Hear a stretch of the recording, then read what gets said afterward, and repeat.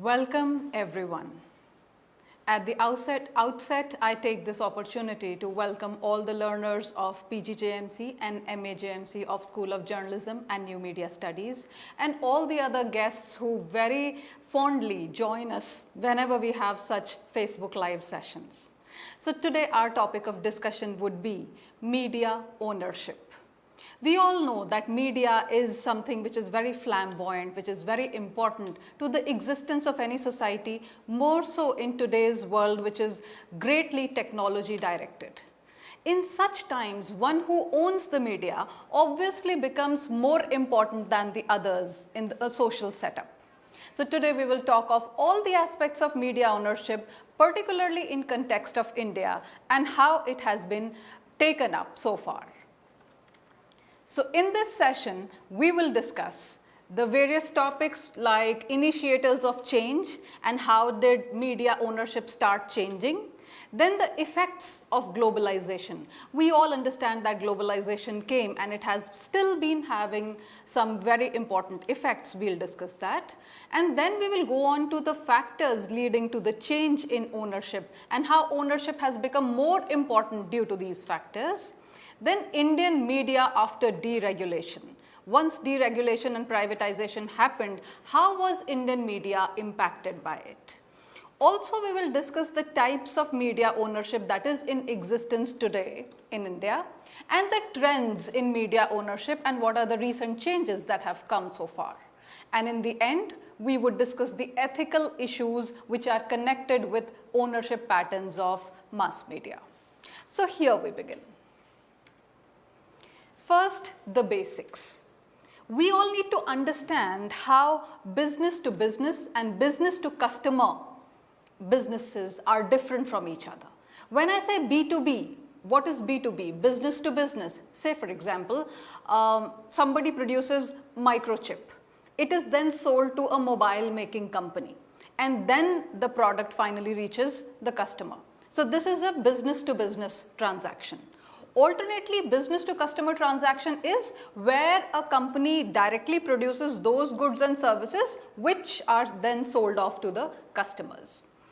Why are we discussing this?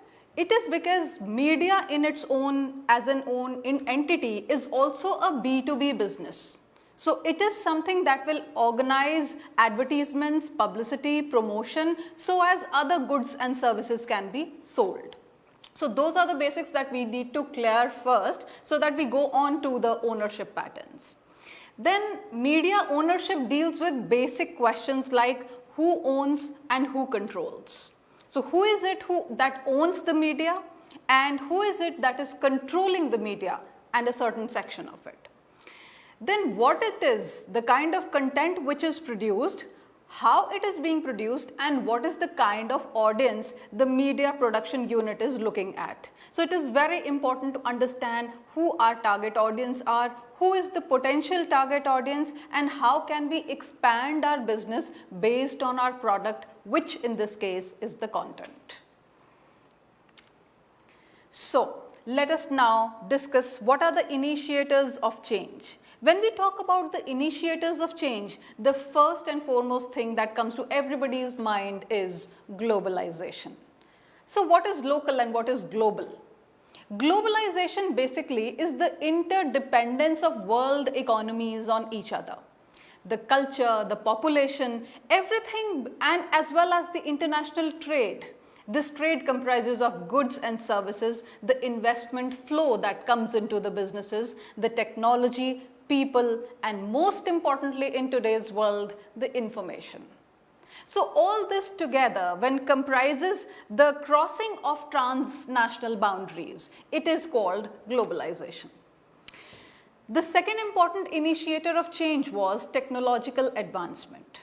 Technology of late has been advancing by leaps and bounds, and the way it was 20 years back, it isn't the case today. So the technological advancement has also initiated change in a phased manner, because slowly we have observed in various businesses as well as media, transacting with people, communicating with people, getting your point of view across to people has become much easier. because there is a plethora of technologies, plethora of platforms that are available to us as media producers as well as media audiences. The third important factor, which is the initiator of change, is the concentration of product and marketing. So once we understood that technology can help us, and once the deregulation happened through globalization, there was greater concentration, the consolidation of the production and marketing of the media products, the content of various kinds. It could be journalism, it could be a movie, it could be songs, it could be books, it could be anything that you think of. So the concentration of production and marketing was another important initiator of change, which led us to believe a different scenario from what existed. And then the capacity for global reach of communications throughout the world. Since ICT, information and communication technologies, had advanced so much, the capacity to reach out to a global audience increased multifariously. So those were the few initiators of change. Now let us see how globalization affects media ownership. The first and most important is that there are no more traditional boundaries of media markets. So earlier there were boundaries. You could broadcast a TV program or a radio program only up to a certain extent, because that is basically the wavelength that you could meet. So now there are no traditional boundaries. You can very well see programs that are broadcasted abroad in other countries, in India at various time zones, as well as Indian programs can be viewed abroad. And of course, there is rapid expansion of a free market structure. A liberalized economy is what we are talking of. When we say a free market structure, it is open to all. It is free for all. So whoever negotiates best, whoever offers the product in the minimum possible price is the one who wins. So rapid expansion took place as a result of globalization, and the free market structure came into a form. Then national markets are not protected for local producers. For a long time we had seen in China, which of course later on it opened its economy to the other countries as well. And before we opened our doors to the private companies of foreign countries, the national markets were protecting the local producers. So the local businessmen, the local businesses were protected against foreign businesses. So what the Prime Minister usually talks about, the ease of doing business, was much more for the local businessman as compared to those from abroad. But now with globalization, things have changed. So they are not protecting the local businessmen anymore, and everybody has an equal opportunity. And in such a scenario, obviously the one who has greater resources and better resources at hand will win the war. Then we talk about a borderless, competitive, international economy. Borderless and competitive because since we are not confined by national boundaries anymore, we are talking of a world which is highly competitive in nature. Competitive in terms of pricing, in terms of strategy, in terms of the product offered, in terms of the servicing of the product and the value addition that most customers across the world look for. So it is competitive, it is borderless, and it is an international economy. You would see these days in times of COVID-19, when the market economy of one country went down, be it Europe, be it the Americas, the global economies were affected because everything is intertwined. We are no more islands in ourselves. The entire economic structure across the world is dependent and interdependent on each other. New business and corporate strategies arose from it because the rules of the game have changed. And since the rules have changed, we do require new business concepts. We do require new strategies with which we could proceed in a new global arena of business which needs to be won over. And then convergence of technology between media and other industries. When we say convergence, just to explain this concept simply to the students, convergence means when you bring together many technologies into one. And mobile is a very good example. It is a computer, it is a phone, it is much more than just one machine.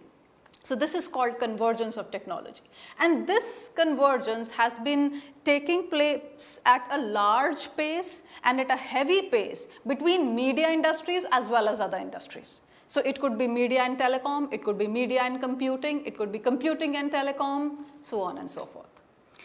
Then various kinds obviously have a greater hold, a greater control over the market. So there is concentrated media ownership. Media ownership has become concentrated in the hands of a few. You would see that there are a few families in media in India who would own multiple avenues and arenas of media. So the concentrated media ownership has grown over time. Also, there is a greater trend of cross-media ownership. If you own a newspaper, you are more likely to go and open a news channel as well. Or if you're owning a news channel or a newspaper, you would also like to open an educational institution where you can train children or students on with hands-on skills and training. Then there is a greater growth of conglomerates. When I say conglomerates are it's the rise of those businesses which, other than being in their major segment, also have the ownership in media businesses. So say for example, somebody has a business of telecommunications, also buys certain number of shares in a television channel. That is called a conglomerate. So other than owning other businesses, when you also start owning a media business, you are a business conglomerate. Then this was about globalization. Now let us discuss what are the factors that lead to change in ownership patterns. Those were the factors that greatly affected globalization, and they were a resultant, an outcome of what globalization gave us in terms of our business environment. Now when we are talking about the factors that lead to change in ownership, the first thing to consider is the changes in global political economy. When I say global political economy, all politics has economics in it and all economics has politics in it. So the countries of the world, there is a certain economy that they try to keep resilient, and there is a certain politics that goes around it. It could be the politics of war, it could be the politics of poverty and the economics of poverty, so on and so forth. So when we talk about the changes in the global political economy, we talk of foreign direct investment, we talk of joint ventures, and we talk of content export. What do we mean by content export?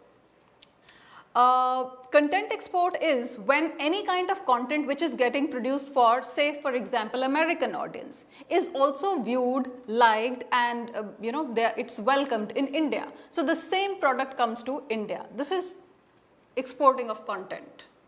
Foreign direct investment is when a foreign company buys certain shares or is ready to invest in an Indian concern. It obviously brings about a change in the geopolitical economic scenario of the world.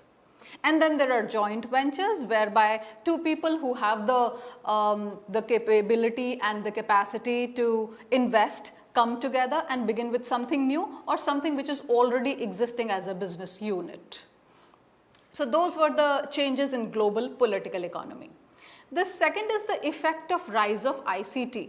ICT is such a potent factor. It will be discussed over and over again, not only in this presentation, but also whenever we will talk about the polity, the economy, the political economic relationships of countries.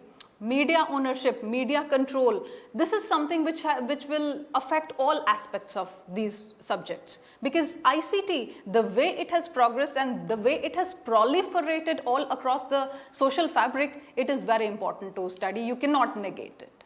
So deregulation and privatization were a product, a byproduct I would say, of the rise of ICT, because so far there were a few rules with which everybody would play.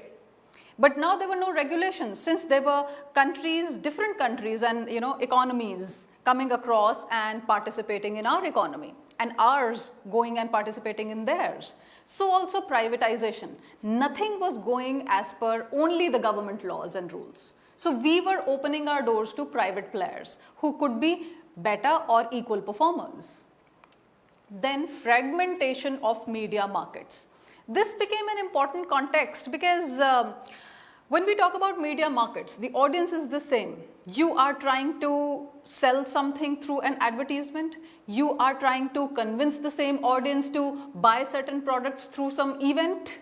You are trying to, propel forward some product or some service by means of news, by means of films that you make on them.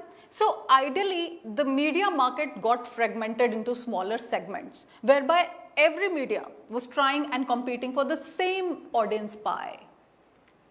And then, of course, the changing capital markets. There was greater deregulation, there was more mergers and acquisitions of companies. This kept changing the market capital all the time. So the scenario and the way it was depicted economically kept changing time and again. There could be a time when the economic trades and ties and other such soft relations and things like that were stronger between two countries, and the equations might change when one country would try to build similar relationships with another country. So it may or may not be liked by the former players. So there were changing capital markets all the time. Any country who was in a position to invest was investing its monies into and media is a more softer target, I would say, because it allows you to change an opinion. It allows you to form an opinion. It allows you to think the way the controller of that media would want the audience to think.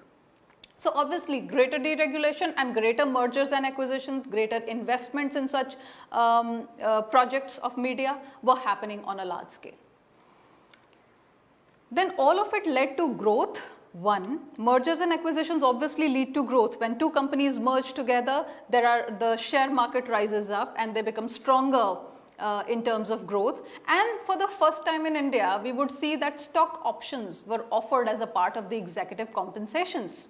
So when you talk about the multinational concerns, media concerns that people are employed with, like Facebook and Google, they do get stocks and shares of the company when they join, and this keeps rising with the number of years that you spend with that company. So stock options became a good part of the executive compensation for people.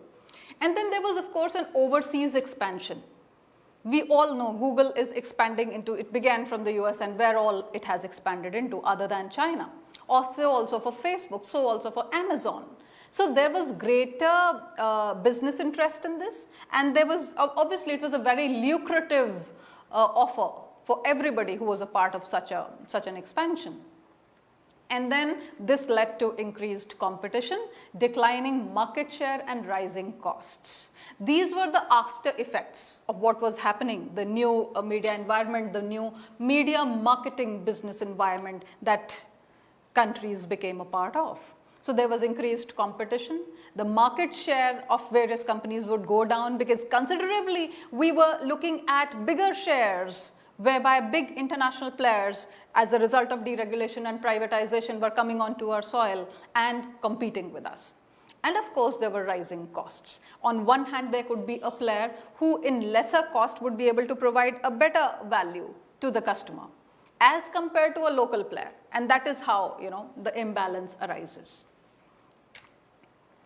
Now let us look at the ownership patterns in different nations. Here I'm not going to dissect this whole topic country-wise or continent-wise. I will just give you a broad outlook of how this is going to be. Like rich countries, when we talk of rich countries, the levels of state ownership is low here. So the government control is less here. Why? Because when the countries are rich, there are greater number of private players. And obviously there is multiplicity of opinion that would be presented in terms of the content. And these players are strong enough to, find some financial backing, find some investments and continue as against the government players of that country. So rich countries will always see lower levels of state ownership. As compared to this, autocratic countries where you have one party rule or a single person ruling, the level will be very high because this person will be able to control, would like to control media so that, things are smooth according to their policies and according to the way they want to run the country. Then we have poor countries where there is a greater level of one is the poor countries and the other is the autocratic countries. So poor countries also will see greater level of state ownership, greater control, because the resources are short. Whatever resources are there are concentrated in the hands of the government, so they can they can create greater opportunities of controlling the media in such countries. Also, when we talk about democratic countries, we have discussed in our previous sessions libertarian media system, a free-for-all media system. So where there is democracy, there is plurality of opinion. When I say plurality of opinion, you try and fit everybody's opinion into the subject of discussion. So the level of control by the state or by the government is low. And that is how a democracy flourishes, especially when we talk in terms of media. Then let us discuss Indian media post deregulation.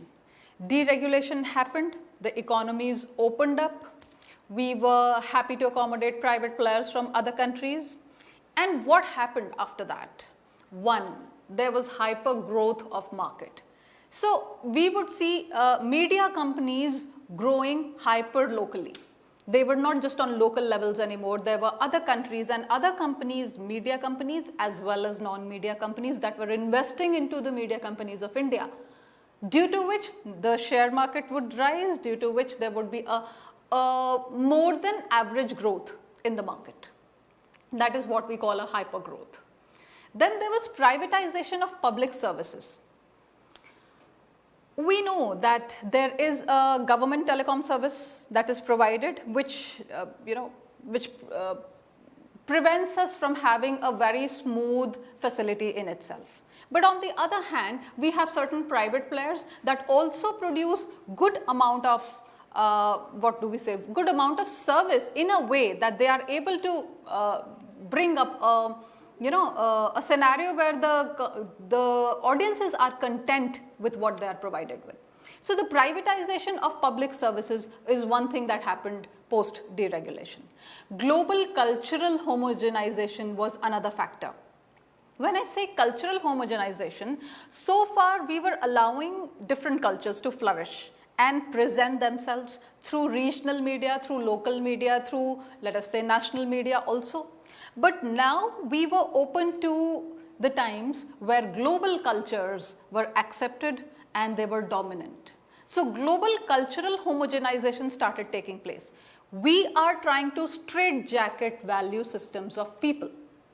And when we are trying to straitjacket value systems, we are also getting into the fact that homogenization will prevent any kind of multiplicity of thought and multiplicity of opinion. But since it suits the business players, this is how it is happening. Then of course, consumerism. Consumerism is another factor that was pushed on a large scale by media companies, because consumerism would lead to, one is the need and one is the want. So through consumerism, media could push to us the products which were not really needed by the people. But at the same time, the economy started doing well and the purchasing power of people was going up. And of course, consumerism started, having roots. And then there was greater interconnectedness of national economies, that we very well know. The corporate deregulation took place. There was greater corporatization of media. Media was not corporate to the extent to which it is now. So the corporate deregulation happened for media. And then there were traditional nation states that were displaced. The traditional concept of a certain part of the country, a certain culture, value systems, demography and psychographics of people, they were being disposed and displaced slowly. So on the whole, these were the basic factors that affected India and Indian media after deregulation happened. Next, we discuss the types of media ownership. This is the kind of media ownership that exists, that is prevalent even today. And say for example, when we say chain ownership, so there is a say for example, a newspaper organization that owns multiple newspapers. You will see a Times of India also owning a Navbharat Times and some other newspaper. So there are various other newspapers. There's a chain of newspapers whose ownership Bennett and Coleman may have. Cross-media ownership is when you already are owning a newspaper, you have a media and you get into another media business. Say for example, while also having a newspaper, you get onto a radio channel or a TV channel. So this is called cross-media ownership. Then conglomerate ownership. The idea of conglomerate is, as I explained earlier, when you own certain business verticals and alongside you also own a media business.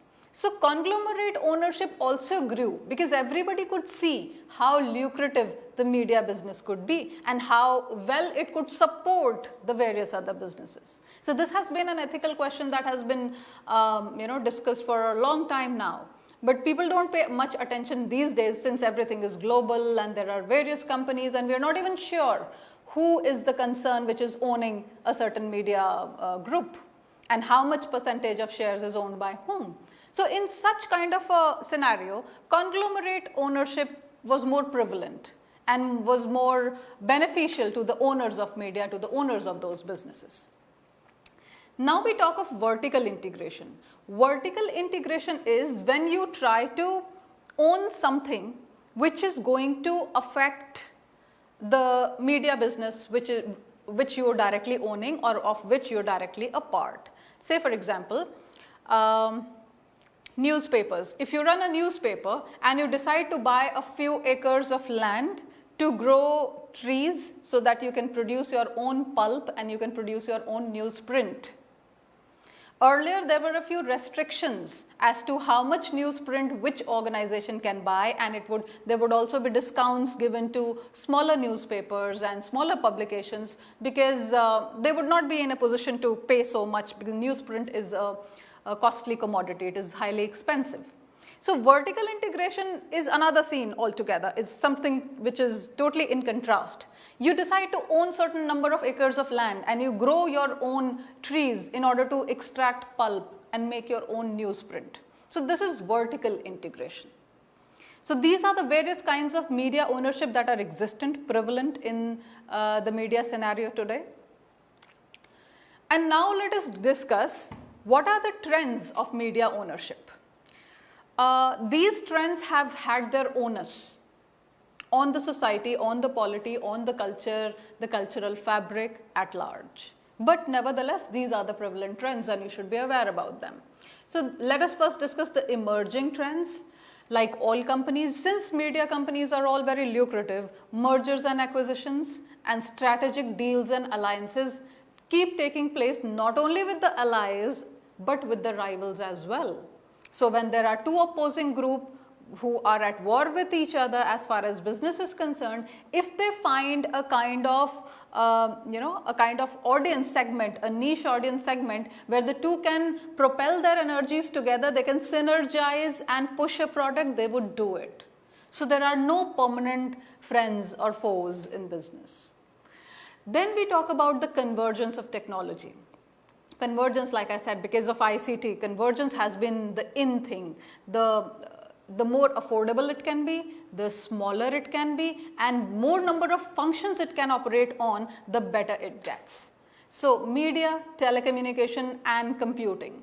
These were the three sectors which merged together to come up with various kinds of products which could be something like a Chromecast, which could be a caravan, which could be anything, any kind of product which would lead you to multifarious usage of the same media in multiple ways.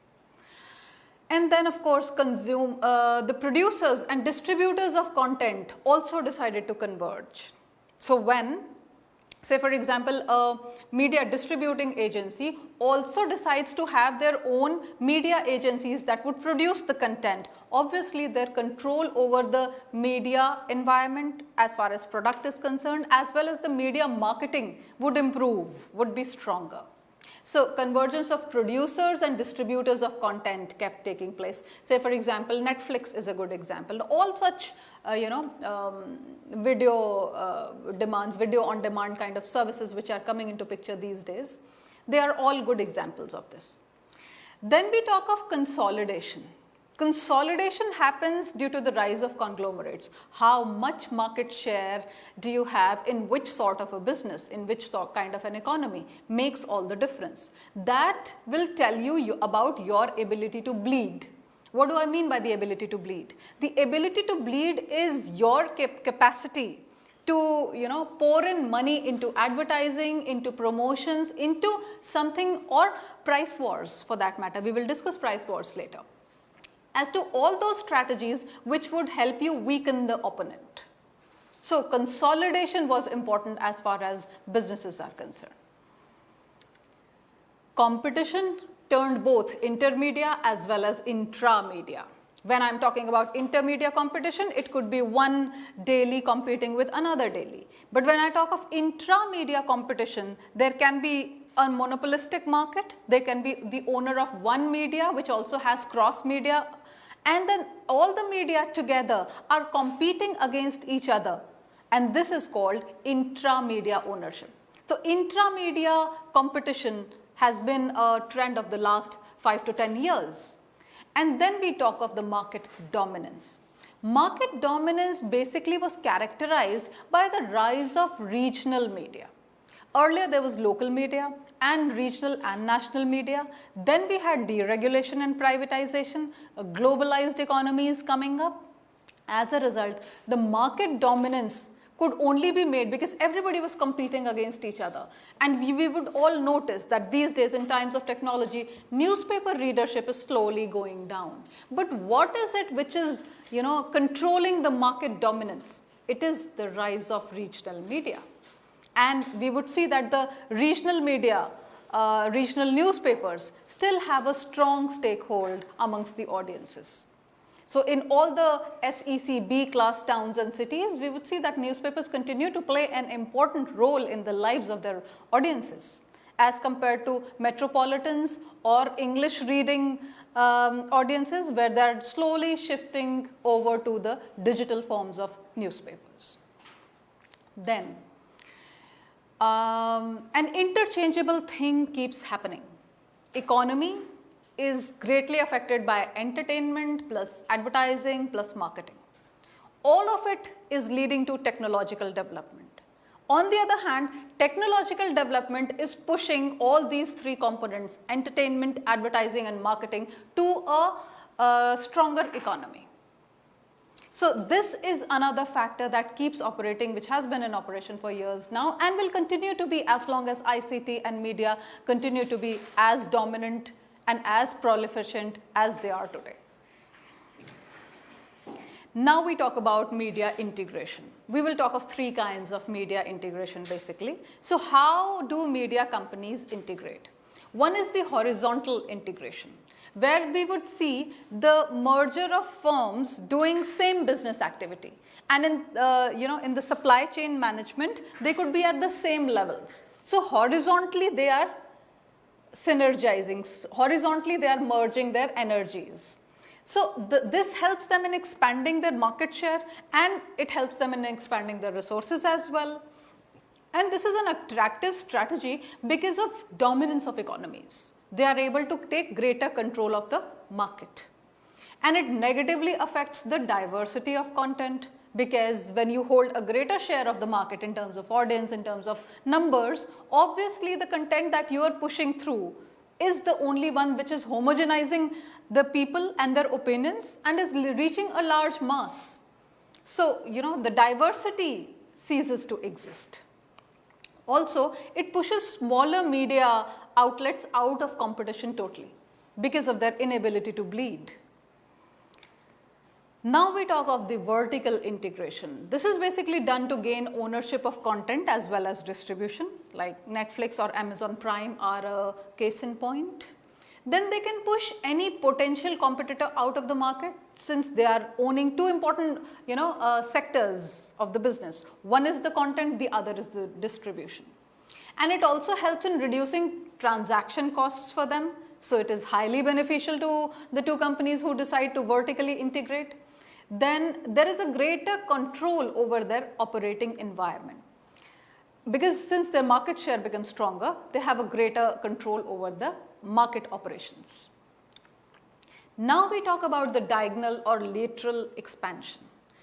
This happens when firms diversify into a totally new business area. So somebody who's into oil diversifies into media.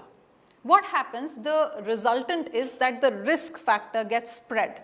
If you're only owning a media concern or oil, probably the risk that is there will always be dominating your business. But here, if your media sector is not doing well enough, you can always pump in money from the oil sector. So the risk gets spread and they are more protected against any damages that happens due to movements of the market. So this is the diagonal or lateral expansion. Now we discuss the last topic, but very important, which is the ethical issues. When we talk about ethical issues, there is no transparency about media ownership and no laws to enforce that. And this is a problem because we don't know who is having how much stake in which television channel or in which newspaper. And then accordingly, because if somebody owns a certain, the majority shares, obviously that media will not speak anything against the business. So there is no transparency about media ownership and no laws also, which would enforce that the transparency be there. So that is a huge problem that media ownership faces. Then there is no transparency on ownership of content. This is dangerous, to say the least. Because when you do not even know who is it who owns the content that is being propagated amongst huge masses, you do know how potent media content is. And there's nobody today who lives without media. So ideally, you are not only, brainwashing is a strong term, let me say, trying to make a different opinion for the people, but at the same time, it is all driven by one person's business interest who is controlling the content of media. Then there is no editorial autonomy. Once upon a time in newspapers, editors were worshipped. They were knowledgeable entities, what they said mattered, and what was written in the editorial was taken to be the signature statement of the newspaper. It was very, very important. But today we have no editorial economy. The autonomy has gone into the hands of the marketing personnel. So it is more about a product which needs to be marketed. It is not about editorial autonomy. It is not about coming up with an informed, well-researched opinion, because it is going to in turn manipulate or make or break opinions of the audiences. Price wars. This is one very important thing. All that we've discussed in this session today, we've discussed about the rise of conglomerates, we've discussed about globalized economies, how people participate in media businesses, and how they affect their revenues.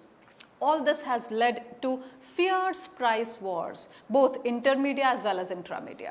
So when we talk about intermedia price wars, we know that one newspaper or one TV channel which has great number of funding, which is being supported from investors outside the country or even within, is in a greater position to create publicity, offer its product in lesser price as compared to the one who is struggling. So obviously he will be or she will be in a better position to push out the competition of the market, and there will be more media monopoly. Then there are political deals to design editorial content favorably. Media is not untouched by politics. It has never been, ever. So ideally, when there are political deals, there can be a way which maybe the audiences may or may not be able to figure out very prominently, but there can be the designing of editorial content in such a way as to favor a certain political party or a political ideology. Then of course there are social implications. Social implications are all right, there's always a silver lining in the cloud, both positive and negative. When I say negative, we all know they are trying to homogenize cultures, they are trying to bring in consumerism. All these are negative effects, the social implications, negative social implications of such kind of a media scenario and such kind of media ownership. But when we look at the positive side of it, today whatever is happening can easily be recorded on your mobiles and circulated. It can be made viral through various social media platforms that we have. So however less a government or a business sector tries, they cannot really, make a news fade away. It will circulate, it will come into picture, it will get noticed. So ideally there are both social as well, positive as well as negative social implications. And all of these are ethical issues on which media, not only today, it has been dealing with such ethical issues in the past, and it will have to contemplate how it is going to proceed in future. So I would end my session with that. Learning excites thought. Keep thinking. Happy learning. I hope you all enjoyed this session. Thank you very much.